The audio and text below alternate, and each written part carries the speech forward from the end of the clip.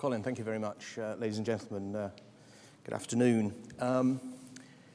The International Olympic Committee is a very smart body that understands its product well. And one thing it most certainly understands is that in order to deliver safety and security for something as large, difficult, complex as the Olympic Games, you need to harness the power, the influence, and the money of government. So that is why, in these Olympics, as in all other Olympics, you find the government doing the kind of things that I'm about to talk about in ways that you do not normally find in major event promotion and operation, certainly not in the UK. The Home Secretary, the UK's Interior Minister, took on the responsibility for ensuring the coordination of all matters of safety and security and the emergency services, and that led to the role that I've been doing for the last 4 years within the Home Office, bringing together the framework of strategies and policies within which Olympic security and safety delivery has taken place, and I've listed up there some of the main roles that we have had. So the framework, backing up that framework with capability development across a range of things. I'll talk about those in a moment.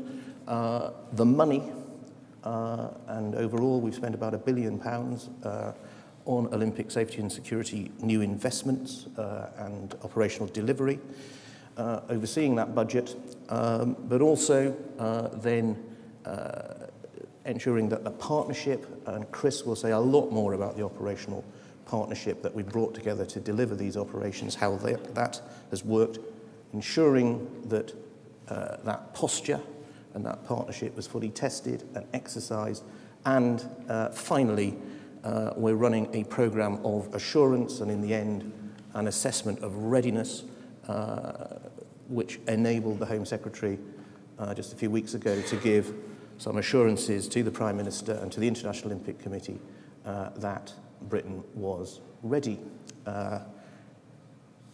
We've got a few days to go, so I'm not going to say anything too much yet about what success we have had.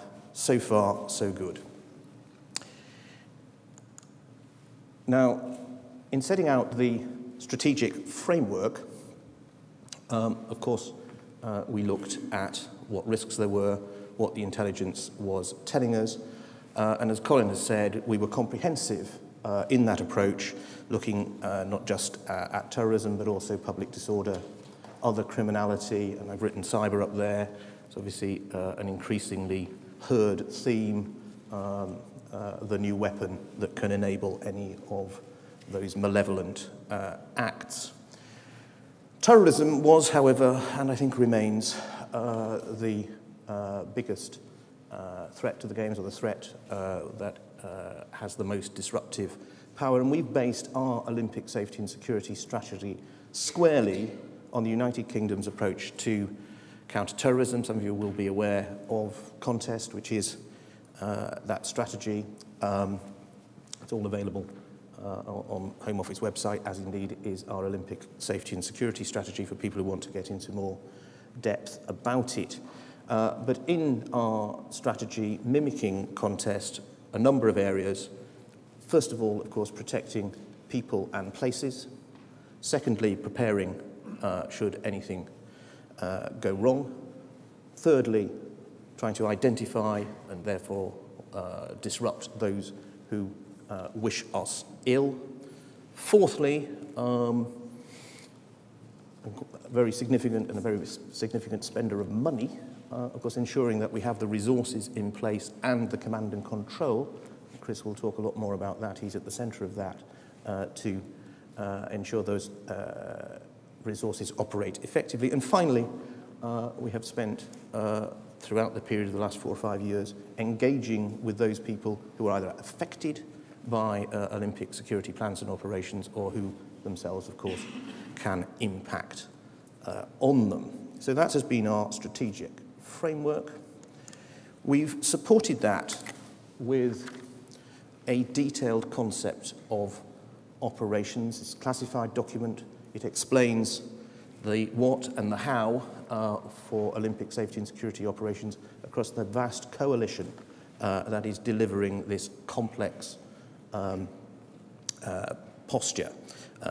So it follows the strategic framework that we have set out and deliberately connect, as it says there, with the documentation, the planning, and the command and control of the various agencies involved. I won't say too much about the Olympic challenge. There's a few highlights of what we grapple with. I guess scale is the first of those, and of course it is a truly enormous scale, and we'll say some more about that from other speakers. The public eye, the international interest, the sheer number, not just of journalists who are in town now, but actually over the last several years, the intense scrutiny from Parliament, media, but the international friends and not so friends. That makes this really very different and very challenging. Finally, so I do keep to time, just a few lessons. It is a bit early, so that's the first point to say. It's all a bit provisional at this stage. But we have certainly found that setting out the framework through the strategy and through the concept of operations has given us a solid underpinning for what has been then several years of joint planning. Of course, that complexity needs simple and effective governance. Those who've been watching what we're up to for the last few years will know that governance evolves as your understanding evolves, as roles evolve. But the necessity of it, the necessity of keeping it simple, is something that has been well borne out. Third point there, no wall can be built high enough to keep everybody out, and no intelligence is good enough to ensure you spot everybody who wants to get in. You have to blend that intelligence and disruption work with the protective security measures. That's what we've tried to do through this strategic approach, and as we approach the end, I think we are confident that that is the right approach. Timelines, we have been at this for some time.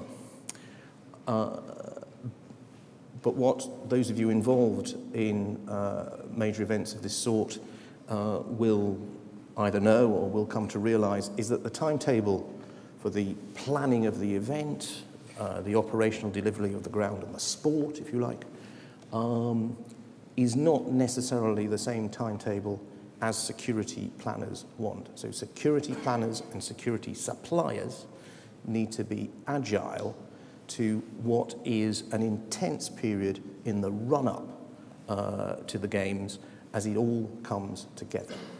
So there may be 7 years from being awarded the Olympic Games to its delivery, but that is not 7 even years of activity. There is much more to do at the end for security operators than there is at the beginning. Logistics, I won't dwell on. Of course, they are big. The next point, business as usual and tried and tested, I think you will say, is there not some tension in there? And yes, there is. This thing is so big that what people will generally refer to as the business as usual approach cannot cope with it. Don't be frightened of that. There is plenty to go around. You will have to address the Olympic challenge in a way that is peculiar to it. But at the same time, this is too big to be throwing clever idea after clever idea at it. You need to use what is tried and tested. You need to use what is working. Otherwise, you are in danger of collapsing under just the sheer scale of it. So on the one hand, it's not business as usual. On the other, be careful of moving away from what you know works. I say crisis management. Happily, we haven't had a severe crisis this summer, but the sheer size of the coalition, the variety of it, means that it is inherently complex. The international attention, of course, the involvement of organising committees and international committees as well. So finally then, intrusive monitoring. This doesn't just happen. You get your framework right, you get your coalition right, you get your plans right, but actually you've got to keep on top of this. You've got to make sure that the train, as it moves along, is still in formation and is getting there. And that involves, in a cooperative way, if you're going to be successful, but nevertheless, challenges along the way to ensure that the team is still hanging in together, delivering that single set of objectives within that single framework. As I say, we've got 5 days to go. I think we're doing pretty well. I'll be happy to talk to you next week and say it's been a success. But in the meantime, I'm going to hand over to Chris, who will talk in much more depth about the operational delivery. Thank you very much.